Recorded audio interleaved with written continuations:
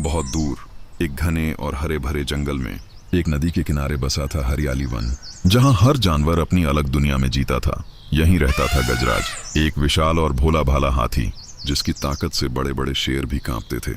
लेकिन गजराज का दिल एक मासूम बच्चे जैसा था।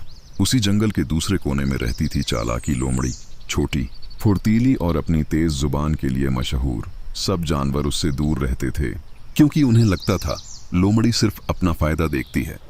लेकिन सच यह था कि चालाकी बहुत अकेली थी। एक दिन चालाकी भागते भागते एक शिकारी के जाल में फंस गई। उसने जोर से चीखा, मगर कोई मदद के लिए नहीं आया क्योंकि सब उसे नापसंद करते थे। तभी गजराज वहां से गुजरा और उसने यह चीख सुनी। बिना सोचे समझे उसने अपनी सूंड से जाल तोड़ दिया और चालाकी को आजाद कर दिया। चालाकी हैरान थी। उसने पूछा, तुम मेरी मदद क्यों कर रहे हो? सब मुझसे नफरत करते हैं।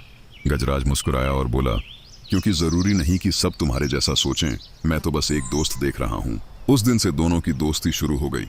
गजराज चालाकी को ऊंची डाल से फल तोड़ कर देता और चालाकी अपनी चतुराई से गजराज को खतरों से बचाती। धीरे धीरे यह दोस्ती कुछ और गहरी होती गई। रोज शाम को दोनों नदी किनारे बैठकर बातें करते, तारे गिनते और एक दूसरे का साथ महसूस करते। एक दिन गजराज ने हिम्मत करके कहा, चालाकी, मैं तुमसे विवाह करना चाहता हूँ। चालाकी की आंखों में आंसू आ गए, खुशी के, क्योंकि पहली बार किसी ने उसे दिल से अपनाया था। लेकिन यह खबर जब जंगल में फैली, सबने इसका मजाक उड़ाया। हाथी और लोमड़ी का विवाह, ये तो मुमकिन ही नहीं।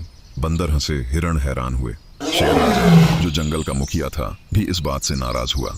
उसने कहा, हाथी और लोमड़ी का जोड़ा जंगल के नियमों के खिलाफ है, यह विवाह नहीं हो सकता। गजराज के अपने हाथी परिवार ने भी उसे समझाया। उसकी माँ ने कहा, बेटा, यह रिश्ता जंगल तोड़ देगा, कृपया सोच लो। गजराज उदास हो गया, लेकिन उसका प्रेम कम नहीं हुआ। उधर चालाकी के लोमड़ी समुदाय ने भी उसे ताना मारा, तू हमेशा अकेली ही रहेगी, किसी बड़े जानवर से दोस्ती काम नहीं आएगी।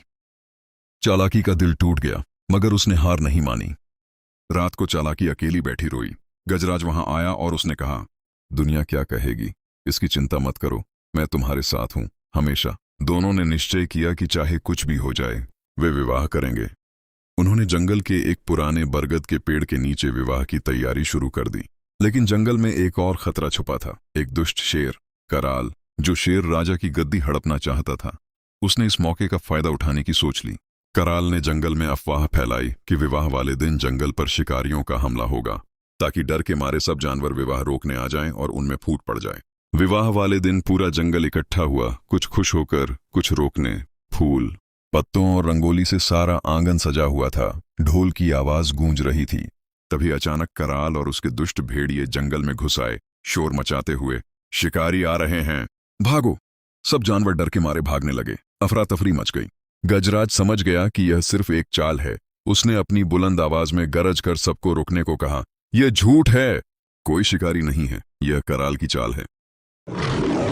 कराल गुस्से में आ गया और सीधा गजराज पर हमला कर दिया। दोनों में जबरदस्त टक्कर शुरू हो गई। जंगल धूल और पत्तों से भर गया। कराल के भेड़िए चालाकी को भी घेरने लगे, लेकिन चालाकी ने अपनी चतुराई से उन्हें छका दिया। कभी पेड़ पर चढ़कर, कभी झाड़ी में छुपकर। चालाकी ने देखा कि गजराज कराल से अकेला लड़ रहा है। उसने तुरंत एक तरकीब सोची। उसने मधुमक्खियों के छत्ते को हिलाया और उसे कराल की तरफ गिरा दिया। मधुमक्खियों ने कराल पर हमला बोल दिया। वह दर्द से चीखता हुआ जंगल से भाग खड़ा हुआ। उसके साथी भेड़िए भी पीछे पीछे भाग गए। पूरा जंगल यह देखकर हैरान रह गया। एक छोटी सी लोमड़ी ने अपनी समझदारी से सबको बचा लिया था और एक हाथी ने अपनी ताकत से सबकी रक्षा की थी।